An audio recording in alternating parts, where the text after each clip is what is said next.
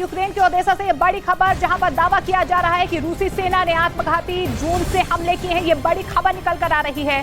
बताया जा रहा है कि जब से रूस के राष्ट्रपति भवन पर हमला हुआ है, तब से पुतिन की फौज लगातार ओडेसा में कहर बरपा रही है। यूक्रेन के मीडिया का यह दावा है कि ओडेसा में रूसी सेना की तरफ से एक के बाद एक कई धमाके किए जा रहे हैं। तो धमाकों से ओडेसा हिल उठा है। बड़ी खबर निकल कर आ रही है, जब से राष्ट्रपति भवन पर हमला हुआ है, तब से रूस ने यूक्रेन पर हमले और ज्यादा तेज कर दिए हैं। ओडेसा में रूस ने ताबड़तोड़ हमले किए हैं।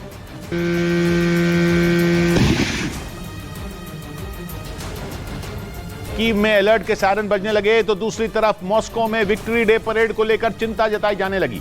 हालांकि पुतिन के दफ्तर ने यह साफ कह दिया कि 9 मई को होने वाली रूस की विक्ट्री डे परेड पर हमले का कोई असर नहीं पड़ेगा।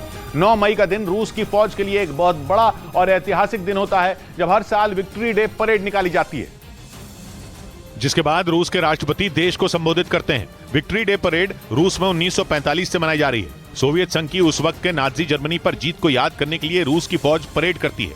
विक्ट्री डे परेड रूस की फौज के स्वाभिमान की पहचान समझी जाती है।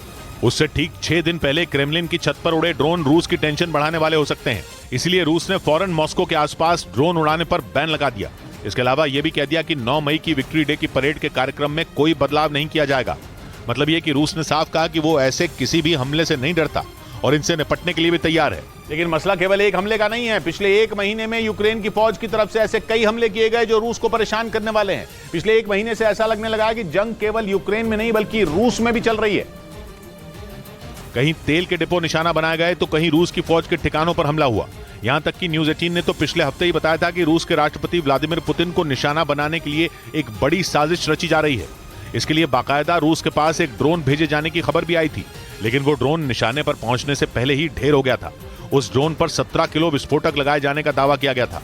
ब्रिटेन के अखबार द सन ने भी माना था कि यह हमला पुतिन को निशाना बनाने के लिए ही किया गया था। और एक सोची समझी साजिश के तहत मॉस्को के करीब वो ड्रोन भेजे जाने की बात सामने आई थी। खबर यह आई कि उसी दिन पुतिन एक कार्यक्रम में शामिल होने के लिए पहुंचने वाले थे और उनकी चाल को लगातार ट्रैक किया जा रहा था।